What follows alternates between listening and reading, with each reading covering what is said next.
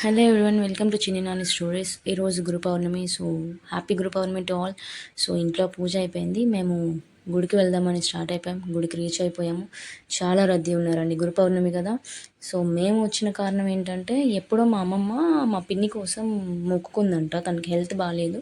So తనకి మంచిగా నయం అయిపోతే నేను కిరీటం ఇచ్చుకుంటాను బాబా అని చెప్పేసి, సో ఇచ్చేసాం బాబాకి. అండ్ పంతులు గారు పూజ చేసేస్తున్నారు చూడండి. పూజ అయిపోయినాక మా పింకీ అయితే ఏదో మొక్కేసుకుంటుంది. అది అయిపోయాక బాబాకి కొబ్బరికాయ కొట్టేసి మళ్ళా టెంపుల్లోకి వచ్చి చూస్తే ఎవరు ఇక్కడ హోమం జరిపించుకుంటున్నారండి.